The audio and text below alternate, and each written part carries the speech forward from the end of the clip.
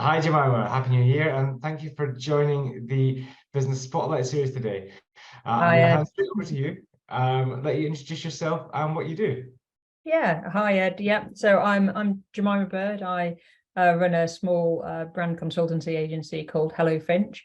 I guess I describe myself as a disruptive marketeer, in that I help brands, new and old, sort of position themselves in the marketplace, finding something that's unique to them, which every marketeer will tell you.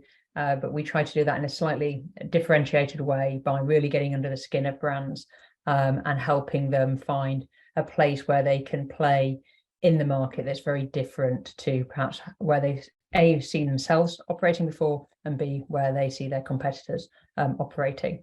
I guess I've been doing that accidentally for about 25 years. I started life as a greengrocer, oft best known as an accidental marketeer and a greengrocer from Barnsley is probably best describes me. Fantastic. That's a different way into it, isn't it? So, and tell me, how do you do it? How long does it take you to sort of get under the skin of a brand to get to know them? Yeah, usually within a 4 to 6 week process, we can completely help a brand take its skin off and really look at the DNA, really understand what they're trying to communicate to customers, and then help them put them back together with a real sense of who they are now. Lots of brands who have been around for a while, they spend lots of time doing what they've always done because it's been successful for them, and therefore they don't think to undo themselves and relook and say, well, actually the things we're doing now, is that still what we stand for as a brand?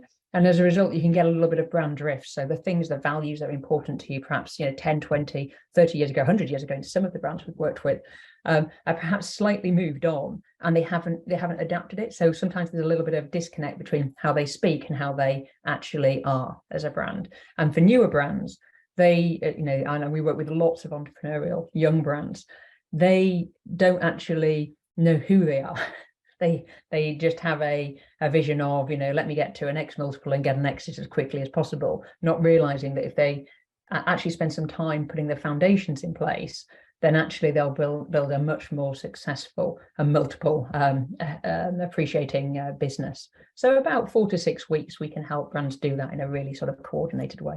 And like, you can correct me if I'm wrong, but I'm guessing that once they know the brand more clearly and it's aligned to their values more clearly, that has a big impact on all sorts of things, including which customers they actually attract, who they go after, and the success of that. Yeah, exactly. Because it's really easy, particularly in the digital world, to spray and pray. You put a message out there, you spray it out, and hopefully it'll stick somewhere. But it's so easy now to target your customer for brands, that if you actually just spend a little bit of time thinking about who and how you want to target, you'll get a much quicker return and a much more, I guess, fulfilling return on the spend that you actually make, which usually makes CFOs quite happy. Marketeers are often known for coming up with crazy campaigns. I guess because my background started in operations, I mean, I've been selling penny sweets in my grandfather's shop since I was 6 years old. I'm very customer focused.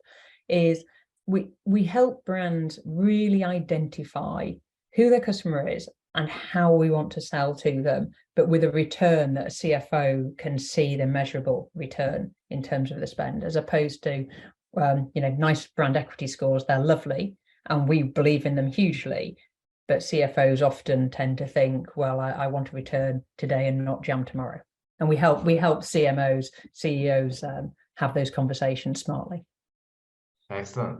And you mentioned, obviously, it sounds like you work with a variety of different types of business.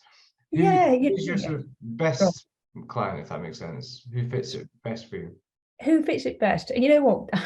I'm sorry for interrupting. That's because I've got such an eclectic mix of brands I've worked with. As I say, I started in grocery, and I absolutely love the food space. And a lot of our clients and my clients have been within the food retail space. So Co-op being the most recent brand that I sort of helped them reposition their food business and a new go-to-market strategy for them.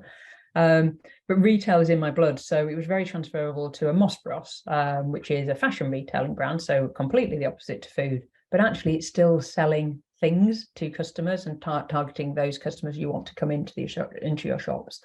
Within the early stage business, working with a beautiful mental health brand called Shiny Mind. We're working with a fantastic competitive socializing brand in a tech space called Batfast. We work with a 25-year-old business called Life Search, which is an insurance brand. They're all really different and very eclectic. It comes back to the principles. If you can define your brand for a business, you can help them define their tone of voice. You can define therefore how they talk to their customers and what the campaigns that need to be put in place to optimize the best returns. And so we like to be say we're sector agnostic. I understand that. I understand. Okay, perfect. Thank you. And in terms of the business, you mentioned obviously we do it for quite a long time now. What was the impact of COVID on your business? Yeah, you know what? Pre-COVID, we started making some changes about how we optimized our model for different clients, and just increasingly we've been asked by some early stage businesses to help them raise their initial seed finance, and then how we help them spend that seed finance to get with their go-to-market strategies, and realized that there were lots of things we were doing there that were really good for larger businesses. So things like developing a brand proposition very quickly, really get under the skin of the brand, as I mentioned before, through to identifying new routes to market, looking at marketing spend in a different way. So could sponsorship play a part? Could ambassadors play a part? So looking at different ways we could turn marketing ideas into campaign activity.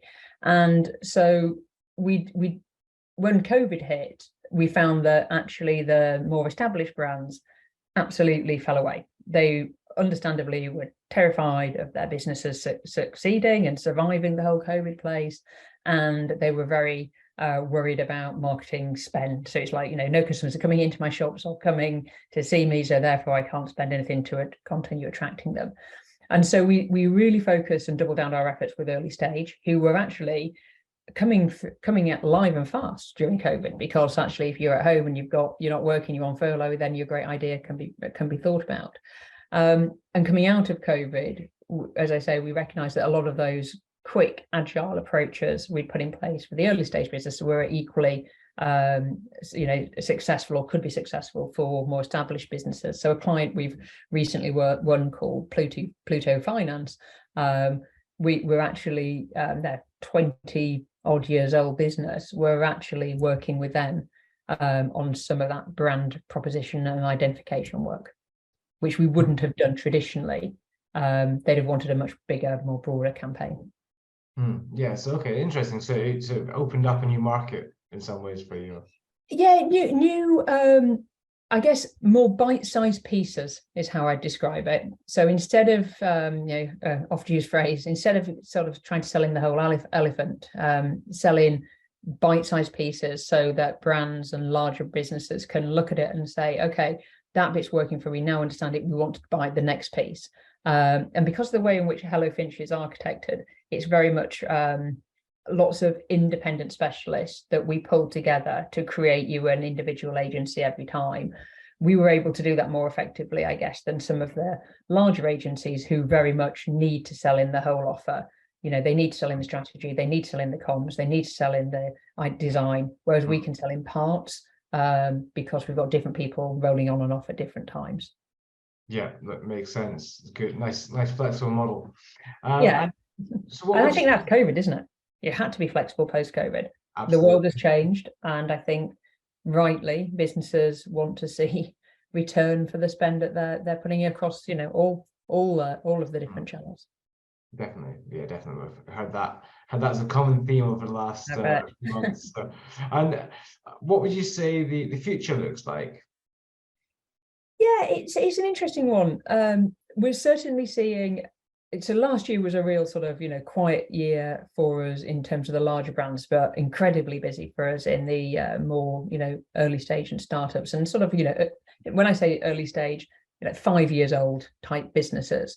What we're seeing this year, and I'm hoping to see more of a trend towards, is those businesses that are more traditional, more long-standing, more established, have got the confidence back, even in a recession, to say, okay, COVID is gone. We're highly unlikely to have lockdowns again. Sort of globally proven, probably that's not been the best scenario for business. We now need to invest in our customer. We need to invest in our employees, and we need to invest in how we market ourselves in order to sort of win share in what is becoming an increasingly digitized market, even if you're a high street brand. And that's where I think we can help businesses optimize how they reach those customers. Great. And again, you mentioned obviously that you've got lots of different experiences. What would you say has been your biggest learning as a business owner? Oh God, there's you kind of find yourself learning every single second of the day, don't they? One of the biggest areas I'd say is, no, you can't rely on anyone, and you can also rely on everyone, which is a complete paradox of things to say. But what I mean by that is, the people that we felt we'd have always been part of their mix were very quickly to run for the hills, and brands that perhaps were less traditionally focused in terms of wanting a marketing solution were the ones that actually stuck around. And so I think not being surprised is probably the biggest learning, and being able to embrace that positively. So for brands that did say, we're just going to hunker down, respect that, because every CEO, every business owner makes the right decision for their business, irrespective of whether we believe it's the right decision or not. It's the right decision for them, and therefore being really keen to support those businesses in their decision and not get hacked off. And the door is there for you to come back, has, we think, paid dividends, because people are picking up the phone to us again and saying, you know what, we're feeling like we can raise our head again above the parapet. There's a recession looming here in the UK, but we want to do something rather than just stagnate. So that's been a really big learning, that if you're elegant in the way in which you give people an exit, they usually want to come back and chat with you down the line. Yeah, okay, nice. And on a similar note, but slightly different, what advice would you give to your 18-year-old self? You know what? Be brave. Be quick to learn from your mistakes, and engage with that old adage of, whether it's success or whether it's horror, this too will pass. So celebrate the successes. Don't dawdle on the failures, because both will pass. And live in that moment and be brave in the decisions you take. Great. And what would you say is an inspiration to you? What's an inspiration to me? I think I've been super inspired, and probably because over the last couple of years, it's where we've been focusing, the bravery of a younger millennial, Gen Zer, to look at the market and go, it's not that I want to disrupt it, it's that I want to find a new way of doing it. And the fact that they'll go all in. And I find that really incredibly inspiring. And what's probably even more inspiring than that is the 50-something entrepreneur who also takes that plunge into a world where they've maybe had a great career so far in what they've been doing, but they've decided they want to do something different, and they're prepared to put their own skin in the game, bootstrap themselves through a new direction, and sort of relish that challenge. And I think that I find hugely inspiring, that people have that bravery in a world that is forever changing around them. definitely.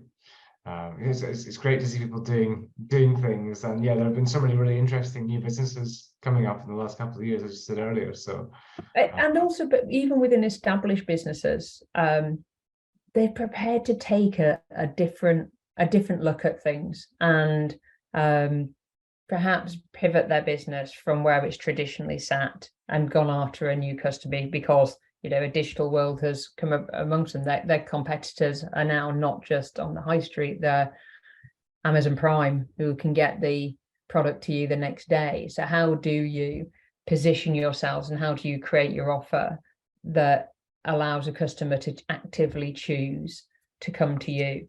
I mean, I can give an example. It's not a brand we work with, but I live in Kew, and there's a beautiful little village bookshop there. I can go on Amazon and get the book tomorrow, and probably for £5-10 cheaper. But because the way in which they display their books, they present themselves as a brand, they talk to you, they actively send you new titles, and if you ask them to get a book, they actively will try and get that for you as quickly as they can. Now, that may be 3 days, it may not be tomorrow, but the fact that they personally do that and they call you to say it's in, Jemima, your book's in, I think is how you differentiate yourself from an Amazon. And maybe I can sit here as, a 50-something middle class, nicely affluent lady that can afford to do that. But I think people want that choice. They want that emotion from the things that they buy. And it's not just about get it today. It is about, sometimes there's something beautiful about waiting for something that you really want and buying that from a person that cares about the purchase you're making. So I'm terribly, I'm very inspired by those types of individuals as well. Yeah, excellent. Yeah, I think it's always good to have something that isn't just about price, isn't it? That's the key part of our business and the message. So that's it's nice. how the high street's going to survive. It's got the high street has to be about experience, and it has to be about the customer. Absolutely. Customers don't want to sit. We've all sat at home for 2 years, and frankly, we all want to get out. So there's a habit being formed, a muscle memory now of, well, you order it online and it arrives tomorrow. What retailers have got to do, and the high street's got to do, is provide reasons for getting people to come out to you. We're all going out to dine, we're all going out to bars and restaurants when we can. Therefore, how do you get people to come to your shops? And that's about an experience. And it isn't just now enough to have your products on display, because the easiest place to look at products on display is Amazon. It's about how do you present yourself as a business so that when the customer walks through your doors, they feel engaged with you, they feel that you care, that they're there. And that's, you have to communicate them in a way that's warmer than just a shelf talker. In my opinion. Yeah, no, good to get it. And as a final thing, is there any news or any offer you'd like to share with our audience? Yeah, look, I've spoken quite a little bit about the sort of the brand, the sort of brand positioning and getting under the skin of brands. We'd love to offer that out to your your customers. We could do a deal there, which is an all-in sort of £5,000 deal, and we'll come in within 2 weeks, help you take your skin off, take your clothes off, and help you put back on the set of armor to battle the 21st century that you think you'll be excited about. Fantastic. Great. Well, look, thank you very much for taking part. Well. It's great to find out more about you and your business. And hopefully we'll get some people taking you up on that offer. Yeah, we'd love that. We'd love to speak to them. Thanks.